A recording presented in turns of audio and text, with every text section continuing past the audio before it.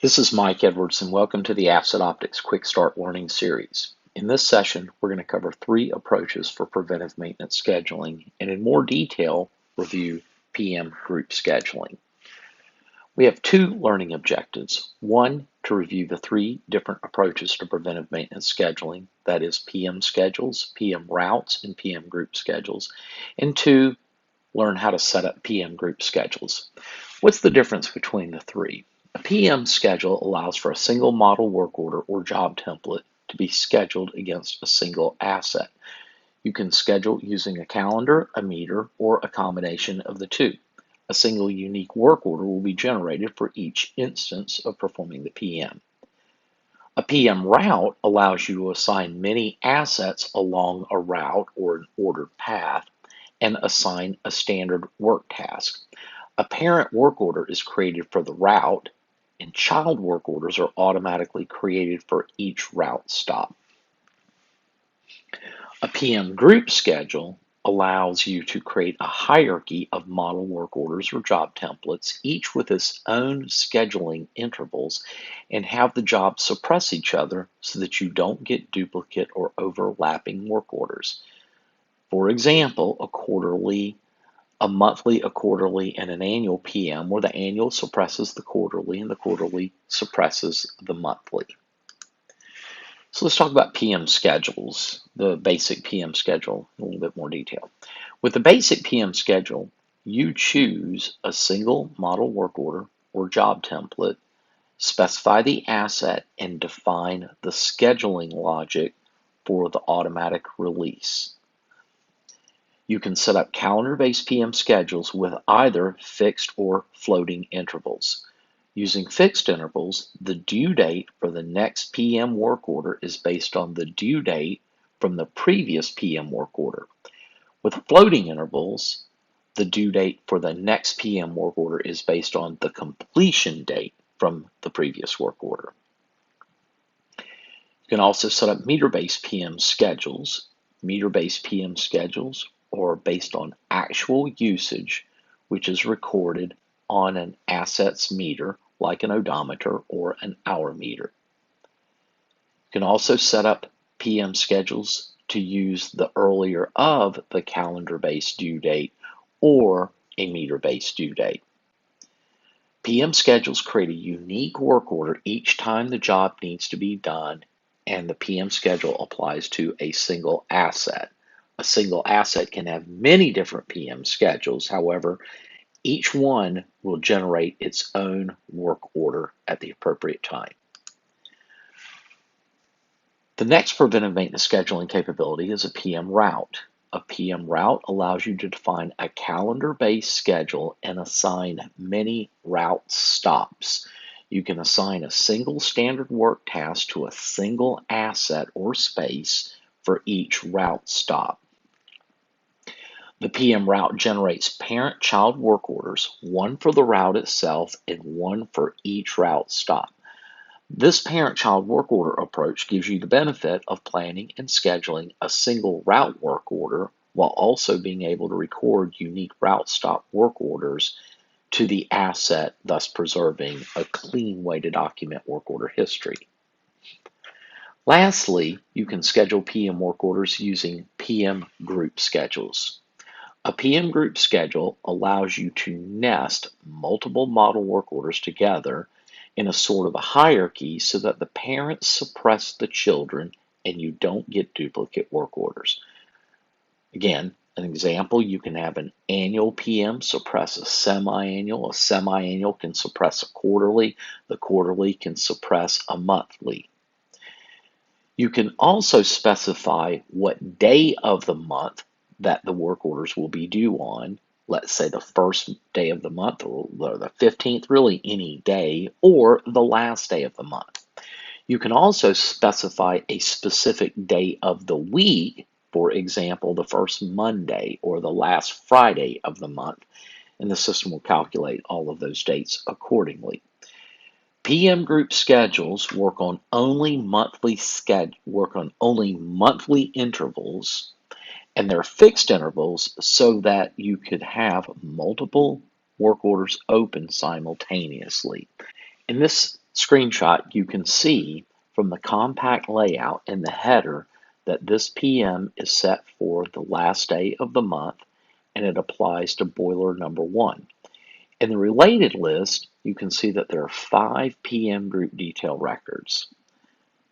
Each of the records have a different monthly interval and a different model work order. Since the monthly intervals are set up as 1, 3, 6, 12, and 36, the due date and release dates will be calculated so that you get a monthly, monthly, quarterly, then a monthly, monthly, semi-annual, then a monthly, monthly, quarterly, then a monthly, monthly, annual. That process will continue until you get to month 36, where the 3-year PM inspection suppresses the annual, and then the cycle repeats itself. So how do you create a PM group schedule? From the PM group schedules tab, you click the new command button, you look up and select the asset, and then you specify the PM work order due on details. You will then create the PM group detail record, selecting a predefined model work order and specify what monthly interval you want that model work order to be released upon. Lastly, you'll enter a starting month and then set the status to active. When you set the status to active, the system will calculate the due dates and the release dates for all the PM group detail lines. So let's go set up an example now. And in this example, we're going to create a monthly, a quarterly, and an annual on a boiler. So from the PM Group Schedules tab, we're going to select New PM Group Schedule. We select the asset ID, and in this situation, we're going to create one for boiler number 2. We're going to leave the status at draft while we perform all the edits. Now, you have to specify the PM work order due on details, okay? And if we look here, we have day of the month or weekday of the month. These dependent pick lists turn on and off depending upon what you select here. So if we select weekday of the month, then we can choose something like on the 1st, 2nd, 3rd, 4th, or the last, let's say the last Friday, or the last Friday of the month. You would do this and it would always calculate what is that last Friday of the month. Or if you wanted to say day of the month and say on the last day of the month, this PM work order will be due. So we're going to choose the last day of the month.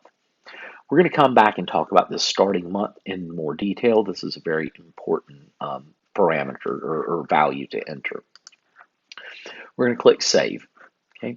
So now we're going to go add 3 PM group details, a monthly, a quarterly, and an annual. So here we're going to click on New, and for the PM group detail, what you do is you look up and you choose what is the model work order. So you must pre-build the model work orders with all the appropriate work task steps and plan parts if necessary. So we can actually just search, and we're going to search using monthly, using that word criteria. Oops.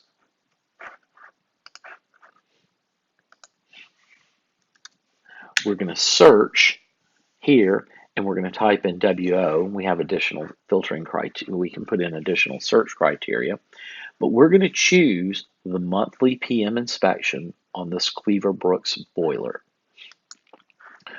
And it's going to be a monthly, so we're going to specify the monthly interval as 1. There's a value here called release window, and the release window specifies the number of months in advance of the due date that you can release the work order. The release window has to be a minimum value of 1 and can be no greater than the actual monthly interval itself. Now you can predefine a user that you want this work order to be owned by entering that user record here, same as with all the PM scheduling approaches. And you can also put an account, and that will put that account as the assigned vendor on the work order. Okay. You can also choose to specify whether you want the work order to come out in a ready to schedule status or in an in planning status.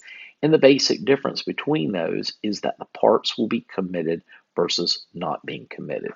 So we're going to select Save and New, and now we're going to go choose the quarterly. So we're going to do search here, and we're going to select Quarterly PM Inspection, Cleaver Brooks Boiler. And the quarterly, the monthly interval is going to be 3 on the quarterly, and we still just want this to come out 1 month in advance. I'm going to say Save and New, and now we're going to go in and we're going to search for the annual PM inspection for the Cleaver Brooks boiler, and we're going to specify that to be a 12-month monthly interval. However, we want this job to come out 2 months prior to it being due, not 1 month prior, just to give us a little bit more planning and scheduling time for the job. So we're going to save that, and we're back on the header here. And if we look at these PM group details, there are some fields that show up. There's some data elements in the related list. If we drill into one, we can read the fields a little bit better. We got more space to work with. There's a value called next due date and next release date. When the system calculates the due dates, all of those values will get calculated based upon the monthly interval that you define and the release window that you define. Okay, so let's go back to this one. So again, we've created this PM group schedule for boiler number 2, and there are 3 PM group details: a monthly that comes out every 1 month interval, a quarterly that comes out every 3-month interval, and an annual that's going to come out every 12 months. So of course, when these due dates get calculated, it will get released so that you have a monthly, quarterly, monthly, quarterly, monthly, quarterly, then a monthly, annual, and the cycle starts itself. Now, what is the importance of this starting month? The starting month defines what month in this overall sequence that you are currently in when you change the status to active. There is not a presumption that you want the 12-month job to be done 12 months from today. So let's assume that let's state that we are currently in July. Make the math simple. We are currently in July, and we want this first annual to be due in December. So that would make the starting month equal to the 7th month. We would be currently in the 7th month. We're going to save that, and then we're going to change this from draft to active. And when we save this record, when we make the status equal to active, the due dates get calculated. Now, from this point thereafter, the due dates get automatically recalculated based upon the work orders being completed and the next cycle needing to be performed. So what do we see here? That we are currently in the month of July, that the next due date for the monthly is going to be this month. And we can see here that the next quarterly is going to be September the 30th, 2019, and the next annual will be due on 12/31. Well, let's just hypothetically say that instead of this annual needing to be performed in December, that it needs to be performed in June. If we are currently in July and the end of the cycle, the end of the 12-month cycle is June, last month, that would mean that our present starting month is month 1 in this overall cycle. So we're going to change this back to inactive. We're going to change this to starting month back to 1, okay? And now we're going to make this, let's quickly look at these so the dates haven't changed. We're going to change this to an active status, click Save, and it's going to recalculate all of the due dates. Now, whenever we look here, we see that the first monthly is still due this month, the first quarterly is in September, and then the first annual is going to be June of 2020. So the starting month is a very important value to specify. Now, on each of these PM group detail records, we're going to go down to this monthly. So let's just say that I've just now set this up, and instead of waiting, back up for just 1 minute, point out, we're going to click down to this record, and you see this Boolean at this checkbox right here. This checkbox is selected, and it says ready to release. So ready to release represents if the next work order for the PM group detail is ready to be picked up by the batch Apex jobs, and it will generate that work order. So when the job that generates the work orders runs typically at midnight, based upon how you schedule it, a work order will get created for this particular line. However, we can manually create this PM work order by using this action here, and we just created work order number 17, and it makes this the current work order here. Now, if we go back up to this PM group schedule, now that a work order has been generated and released, this PM group schedule, the due dates will be automatically recalculated after the PM work orders get released. We manually release this. So then tonight, after the work orders for any other PM group schedules are generated and released, another job will run that will recalculate all of the due dates. However, you can force that recalculation on a single PM group schedule by clicking Recalculate Due Dates. So we're going to recalculate the due dates. It says process will recalculate next due date for all PM group details on this PM group schedule. Select continue to proceed. We're going to continue to proceed, and the recalculation was successful. So now whenever we hover over here and we look at these, we can see that the next monthly, the next one is going to be due in August. So we have this current work order right here, work order number 17, which has a due date of July 31st. And we have this one that has a due, the next one after this is going to be on August the 31st. And since the release window is 1 month, it will get automatically generated and released on July 31. And you can see that same release window applies here. This job is going to be due September 30th. It's going to be released on August the 30th. This job, however, has a release window of 2, so it's due on June 30th, but it will release on April the 30th. So some tips to talk about on when you're setting up PM group schedules. The first is that you must ensure that the monthly intervals on the detail lines follow some logical override or suppression logic. By that I mean, and you know that that works, if the next higher monthly interval, it has to be evenly divisible by the one that it suppresses below it. So an example of, a 1, 3, 6, 12, that makes sense. However, if you built a PM group detail, set of PM group details, and you had a monthly, a quarterly, and some 5 months, say a 1, 3, 5, you get some odd results like 2 monthlies, a quarterly, a monthly, and then a 5-month, and then that cycle would start itself over again. It is not recommended that you set things up in that manner.